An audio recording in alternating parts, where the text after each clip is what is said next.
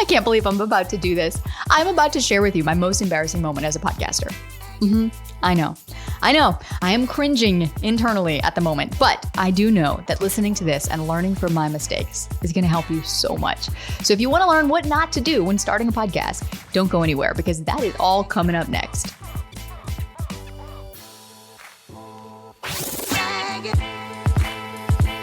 Welcome to Insider Secrets to a Top 100 podcast. I'm your host, Courtney Elmer. Let's make your business binge-worthy. I don't know if I ever told you the story of how I came to launch my podcast.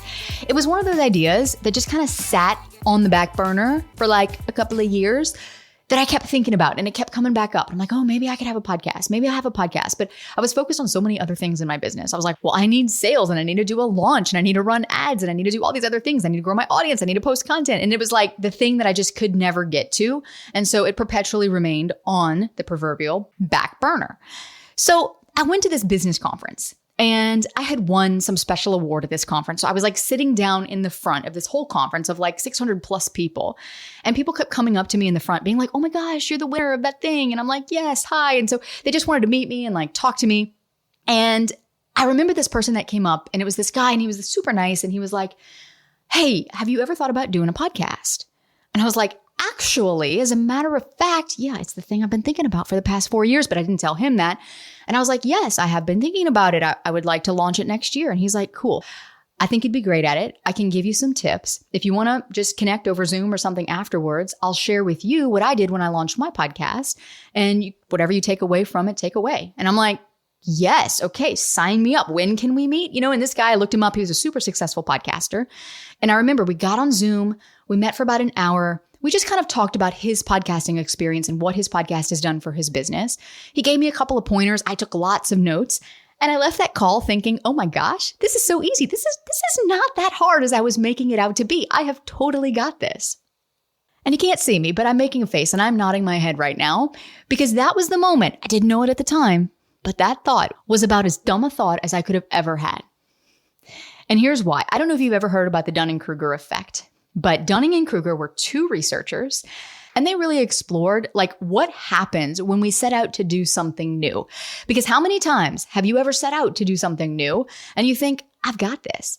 And then somewhere along the way, you realize, no, I don't got this. This is terrible. I'm terrible.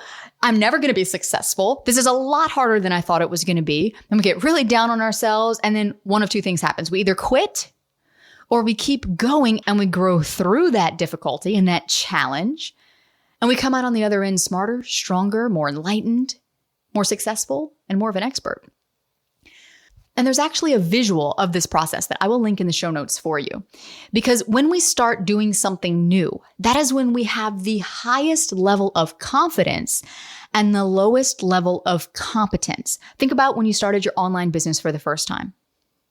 I bet you thought that this is not as hard as you now realize it actually is.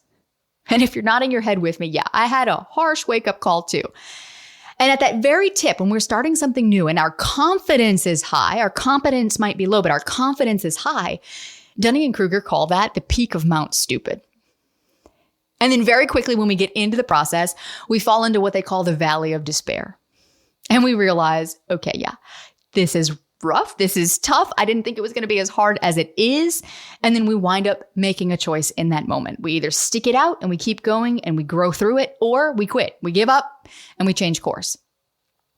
And so there I was at the peak of Mount Stupid, not realizing it, of course. And here I am thinking to myself, well, how hard could it be? I mean, I Googled this. All it takes is a quality mic and someone with a lot to say about a topic and an editor behind the scenes making me sound smarter than I actually am. And this thing is going to grow my business in no time. Yeah, fast forward 4 months later. So I just released my 16th episode and I'm like crying over my keyboard. I felt like a failure because yeah, I had launched that show with great success. We had over 65 5-star reviews come in within the first week. We got nearly 1,000 downloads, which is 10 times what most people get in a month. And no sooner had I brushed all the dust off my shoulder that I face planted. Pretty hard. And I had been refreshing my analytics dashboard thinking, okay, any day now, the show's going to grow. Any day now, people are going to be knocking at my virtual door saying, hey, can I work with you? And at that time in my business, I was already 3 whole years into business with an 18-month-old at home, full time, still struggling to hit 6 figures. And actually, I've never told anyone this before. Well, I mean, Alan, my husband, obviously knew this. My mom, she probably figured it out too now that I'm thinking about it because I kept asking her to babysit so much. And I guess since it's honesty hour, my accountant knew too. But between you and me, starting my podcast was my last-ditch effort to grow my audience and to make some money. I was desperate. And I thought, well, if I wanted more sales, then I needed a bigger audience. And that right there was my second most embarrassing moment as a podcaster. It really was. It was that thought. I know you're probably over here like, oh my gosh, how naive could one girl be? But it was true. I thought the secret to more sales was a bigger audience. Never once did I stop to question why my current audience wasn't buying. Or even think about how, well, if the audience I had wasn't buying, what on earth made me think a bigger one would? I just thought bigger the audience, bigger the bank account. I mean, as far as I could tell from the big 8-figure entrepreneurs I followed, that was pretty logical. But wrong, as it painfully turned out. So yeah, my most embarrassing moment as a podcaster was when I let my ego run the show. Literally. Thinking that starting a podcast was going to be this easy peasy, like time in, cash out kind of process. But there I was, 16 episodes, 3,253 downloads, and 0 sales later. And I started thinking, gosh, did I make a mistake? Is this just going to turn out to be another shiny object? I mean, I'd done all the right things. I had personally messaged over 100 people, letting them know about my podcast launch. I spent over 2 hours perfecting every episode script because yes, way back then I scripted every word of every episode. And I published those episodes every single week without fail. I had spent the most that I possibly could afford on a mic at the time. And I had even managed to land some pretty big name guests. And yet all I had to show for it was like this big red notice from my bank. Hello, your account is in danger of being overdrawn. You better do something or we're going to come knocking.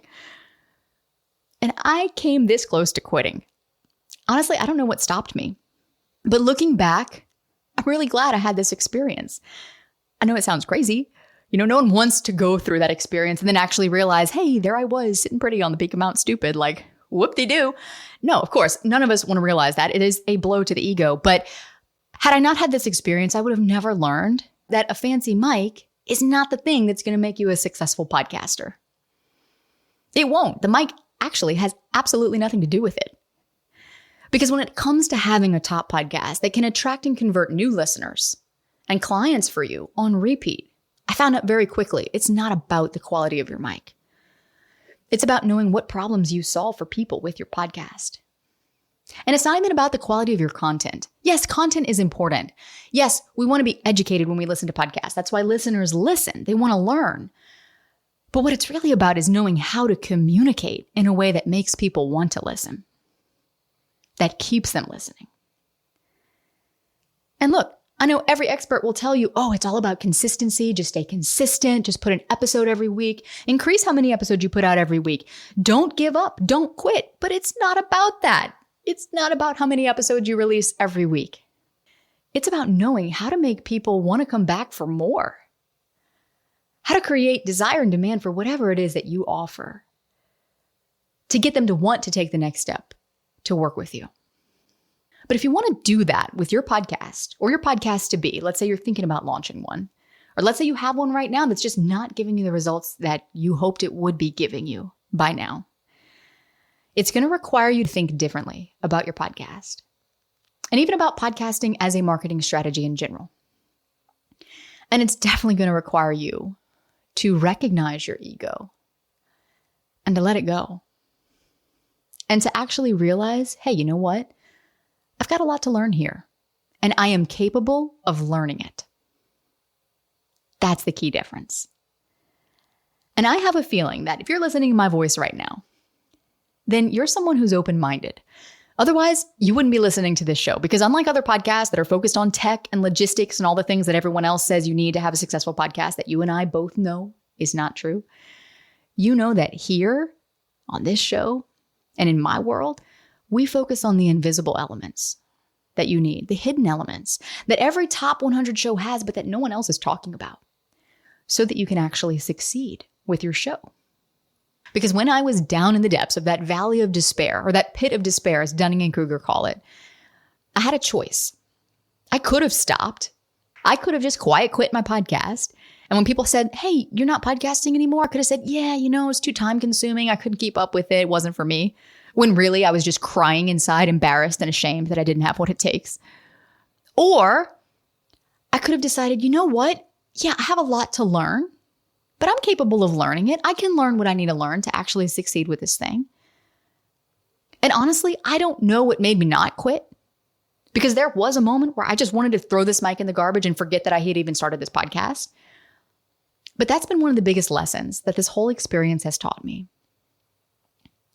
is that in that moment, when we're in the pit of despair, not only do we have a choice, but we get to make the choice. And sometimes it's not a matter of playing the game as we think it needs to be played. Sometimes it's about changing the game altogether. Changing your game. Changing how you approach the game. And that's exactly what this show is dedicated to helping you do. So if you haven't already hit the follow button, then do that now. And if you want me to share more stories from Courtney's own personal diary of her missteps as a podcast host, then scroll down and leave me a positive review and let me know. And then don't go anywhere, because in the next episode, we're going to be talking about how to get more listener engagement from your podcast. Because if you have a podcast, then you and I both know that podcast listeners can tend to be pretty passive. And that can get kind of frustrating in your journey as a podcast host. But if you want to get your listeners taking more action, then head on over to the next episode with me so that we can make your business binge-worthy.